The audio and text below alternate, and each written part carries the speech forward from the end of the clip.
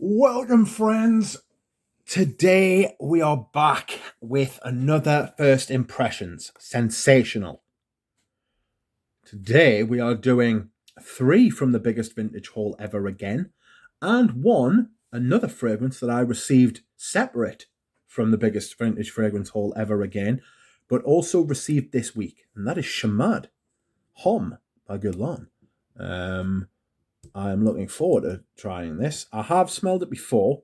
I've also smelled Shalimar, but not this one before. But I've never smelled these two before. One is Homme de Cafe, and the other is Venturi Uomo.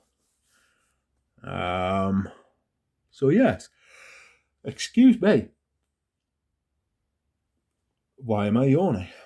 Well, I suppose it is like 9 o'clock. So, which way shall we go? I know. We'll go Chamade. No, we won't. We'll go Shalimar first, shall we? And we'll spray that on my left hand. This is a vintage, I think, from the early 90s or the late 80s. I don't know much about it.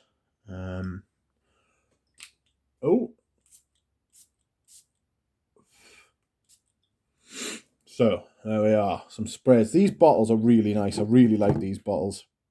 It doesn't have a cap because I think it was a tester. But yes, we'll see how it is. Big labdanum. Huge labdanum. Excuse me whilst I go and get my other device so I can check out the notes on all of these, because I don't know everything in my head, so we will have to find out what it is. That has got big labdanum. That has got serious Le Leon vibes for me. I'm not sure how I feel about this. Dark vanilla. Leathery, dark.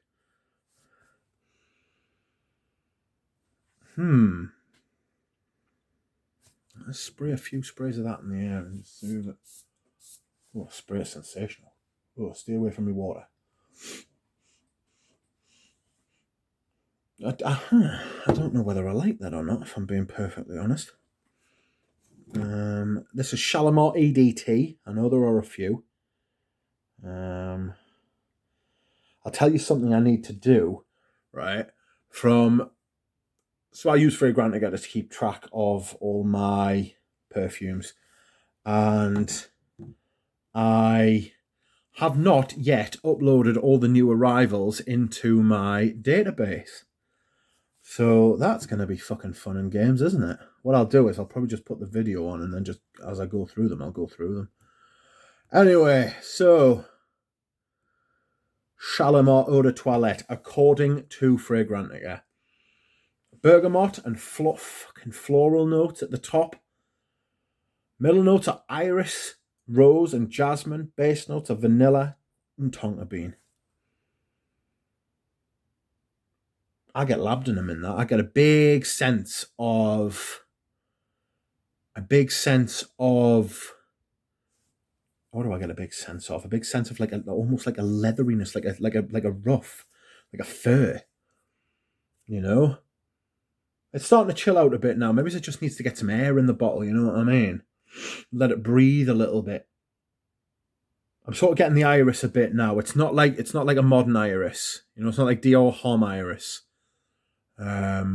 It's more of a dark leathery iris. Didn't get any bergamot at the top at all. Vanilla tonka bean. Yes, I get that, yeah. That's strange. That bottle's really nice, though. I really like this bottle. I also got a Mitsuko in the same bottle, but oh no, what happened there? Well, I'll tell you what happened there. I got it for free as the sprayer was broken, so we just threw it in. So I got one of them and I decanted it, and to be perfectly honest with you, I'm not entirely sure where I've put the decant. So yes, that's about where I'm at with that. Next, we will go on to Homme de Cafe.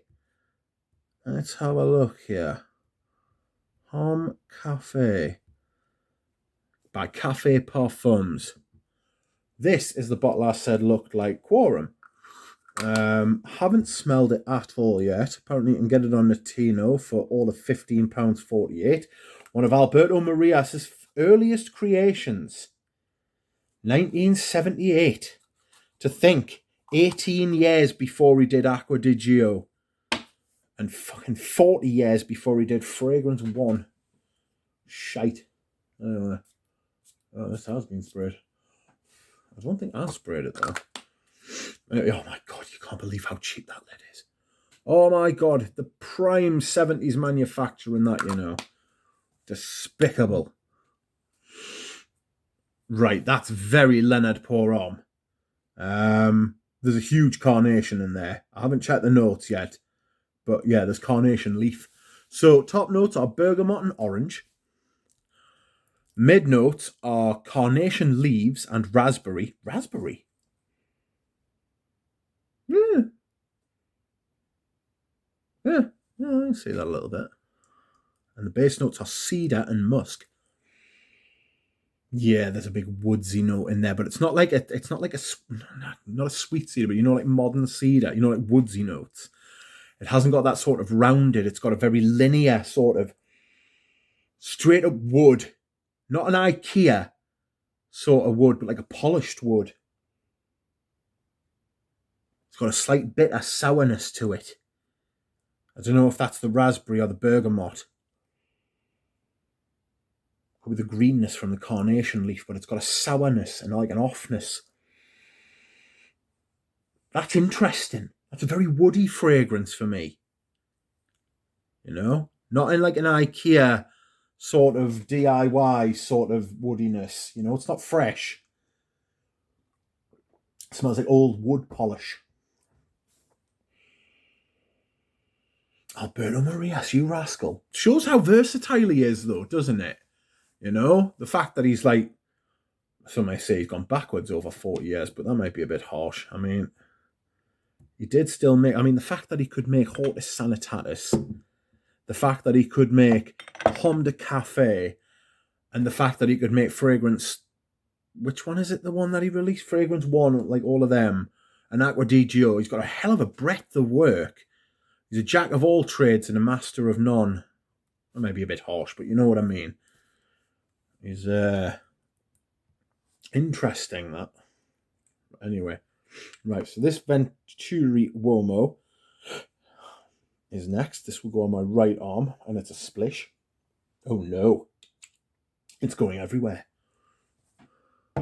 What you got for with Venturi? I've got a feeling this is going to be quite a quick video. Oh, that's very green. Very green.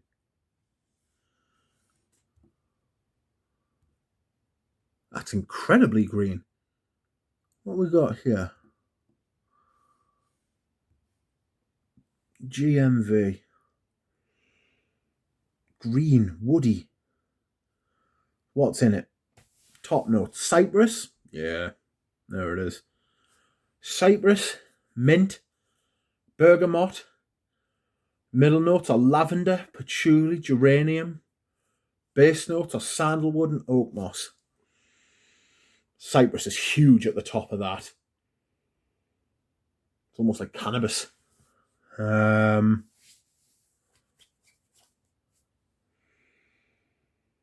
Lavender's coming through now. It's got that, it's starting to sweeten off a little bit with the lavender and the sandalwood. Lavender and sandalwood was a big thing back in the mid to late 90s. This is claiming to be a chypre. Not sure. I think it was a chypre. It's very, very green. Almost astringent. Almost astringent. But yeah. Yeah. That's very green. Doesn't smell too Italian. Very green for an Italian fragrance, that. Pierre Dinand made this. That was Alberto Marias, and that was one of the Guerlains. I think that's when the last Guerlain was still in charge. No, sorry. This was made during, I think it was Jean Paul? I can't remember. It was one of the Guerlains. And this bottle was produced in the late 80s, early 90s.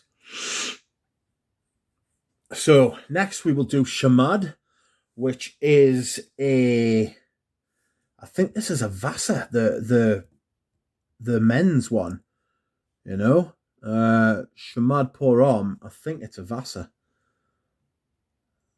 It was 1999, so I'm talking absolute bollocks. Apologies. This was released under Vassar, though. This bottle, I think this was a 2000. Was this 2012 when these came back? It was first released in 1999 as a limited edition, and it's part of the Le Parisiens. What size are these bottles? They're 100ml. For granted, are trying to tell me it's 125, but it's not. Now, I've smelled this in a shop before, and it was between this and Arsène Lupin Voyou. And I chose the Arsène Lupin